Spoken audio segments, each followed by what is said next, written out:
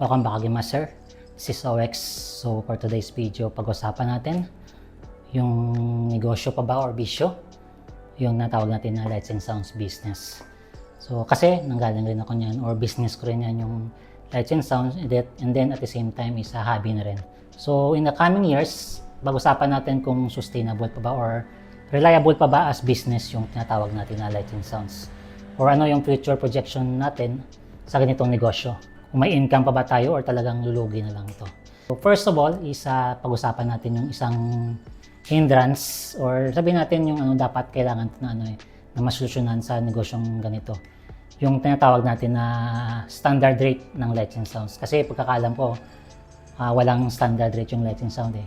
Anytime pwede magbago ang presyo, depende sa client, and then depende rin sa owner ng sound kung ano yung ibibigay niya na presyo.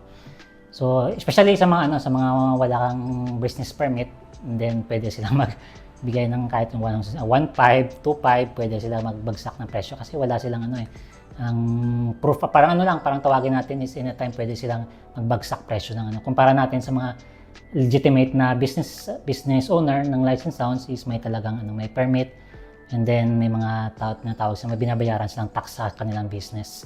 So, pag-usapan muna natin yung tinatawag natin na standard rate, kung meron ba talagang fix niyan or talagang nakadepende sa setup natin. So I think para sa akin is nakadepende po yan sa setup natin. Wala talagang standard rate yan kasi may tinatawag tayo na supply and demand. Once na yung demand is marami and then yung supply is kokonti, syempre mas pwede ka magtaas ng presyo ng for example, pwede ka mag 5K kasi bihira lang yung options ng client kung saan sila maghanap ng pagkukunan ng supplier ng lights and sound. Kaya bihira lang yung may lights and sound, kaya pwede sila magtaas ng presyo.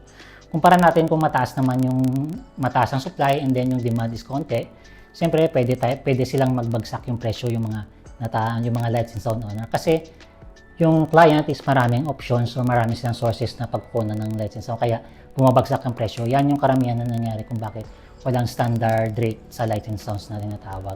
And then meron din kasing scenario na ako katulad sa akin, yung nangyari sa akin. Kasi nasimula ako ng lights and sound is after ng pandemic. I think mga year 2021 is pwede na operational na yung lights and sound. Kaya yung hobby ko, ginawa ko siyang business. Then yung I think mga first client ko is mga relatives ko lang. And then pwede ako ng presyo magdagsak ng. Kasi sabi natin, tumanggap ako dati ng 1.5 lang kasi relatives ko man, which is I think parang hindi dapat kasi investment mo yan may capital ka na ginamit sa yung lights and sounds, kaya pwede ka kasi dapat business is business, dapat walang kapamilya yan. Pero kasi Pilipino tayo, may tinatawag tayo na utang na loob. Kaya wala tayong magagawa yan yung mga presyo 1.5, 2.5 ganun kasi relatives naman So pre-pandemic alam natin na medyo mas mura yung rentahan ng lights and sounds kumpara ngayon o sa post-pandemic. Kasi may tinatawagan tayo ng mga inflation or tumataas ng value ng lahat ng bagay as time passes. Siyempre, kung mamahal ang gasolina, lahat, expenses, siyempre dapat magtaas rin tayo ng rate. Siyempre, pwede ka rin mag-increase ng presyo once na may crew ka na dinala o more than 2 or 3. Kasi sinesweldohan mo yan Kaya dyan na yung tinatawag natin na nag-a-adjust tayo or binabudget natin yung rate sa ating serbisyo na ibibigay. Pero meron naman talaga na client na once na tinry ka, nag-try sa inyo nag-rent and then nagandahan siya sa serbisyo mo. So, kukunin ka or pinatawag natin na repeat ng returning client or parang suki na kung tawagin. So, sa ganyang sitwasyon, kung maganda yung serbisyo mo, syempre, once na kung the next year is kukunin ka niya ulit, pwede ka mag-adjust ng presyo niya. Kasi alam niya na maganda yung serbisyo niyo. Sabihin mo, nagdagdag ka ng crew or nag-upgrade ka ng equipment. Yan ang isang paraan na pwede natin taasan yung rate. So, standard rate, depende po yan. Kasi hindi tayo makasabi sa lugar natin kung ano nga ba yung standard rate.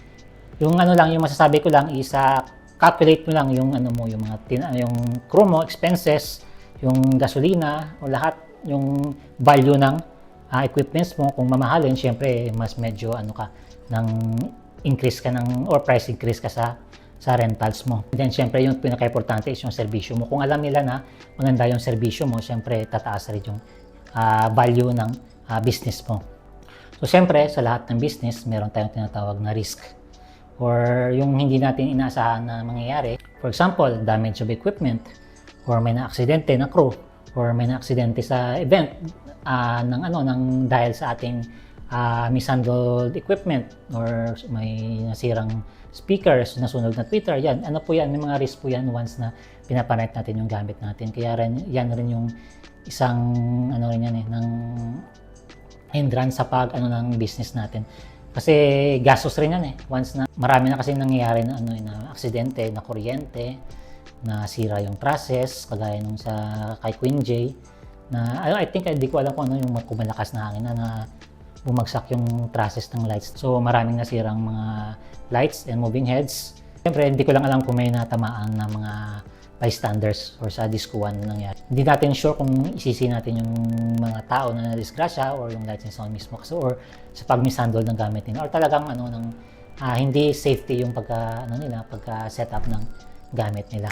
Tulad rin sa akin dati na basa yung gamit ko kasi unexpected yung ulan And then sabi raw ng banda kasi yun yung dati sa Pabia, na the show must go on, pero yung gamit namin hindi talaga kaya, or talagang naambon-ambon lang and then lalong lumakas yung ulan habang nagliligpit kami, so wala kaming choice, shut off na talaga. Sabi ng wala kaming magagawa kasi yung equipment namin is at risk, basang-basa sa ulan. 10K yung renta doon. Then yung damage ng equipment is around 6K. So pasweldo mo pa sa I think ilan yung kurukot, 4. Wala na, lugi. And then may isa pa.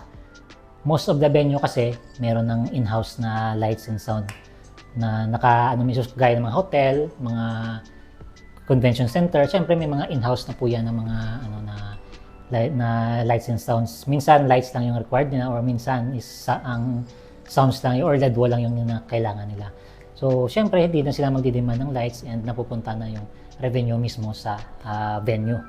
So wala tayong choice, is hindi na nila kailangan ng supplier ng lights and sounds. And then kung wala ka talagang tie-up na supplier, is mahirap mag-market ng lights and sounds mo. Guys, kaya sa labas. Meron rin tayong naka-package deal. May banda na may dalang sariling sound, and then may mga magicians na may kasama ng spinner and may Bluetooth speaker. Kasi ayan pa, yung may mga very affordable na speaker system na ngayon na hindi na mag-require ng lights and sounds. Dinadala na lang, and then syempre basic setup na lang talaga yung nila, yung sa venue nila. Kaya yung supply, yung demand ng lights and sound is medyo downside na, or nararamdaman ko rin yan is marami na akong na-miss na booking dahil sa mga ganyan, na yung demand ng lights and sounds is medyo bumababa na. And then pabagsakan na lang ng presyo. Yan yung pagkakalam, which is a bad habit or bad practice once na kung negosyo talaga yung trippings mo. Once na bumagsak yung presyo mo, makakuha ka ng booking pero parang hindi worth it tawagin yung booking mo kasi may mga risk ka na mangyayari once na masirangan ng gamit. Syempre, kaltas sa sa investment mo. Yan yung katotohanan sa negosyong lights and sounds. Pero kung hobby mo lang talaga na may hobby mo tapos gusto mong magtugtog lang ng gusto mo ma-experience yung tawag na lights and sound business. So you can take the risk para sa yan.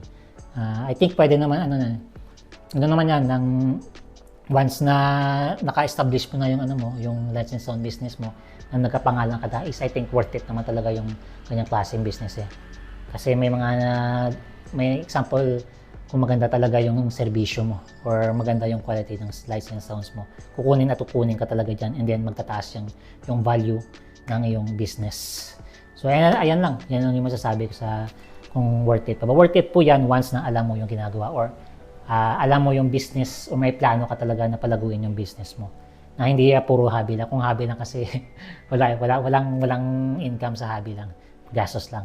So thank you again sa panonood mga sir, and see you in the next video.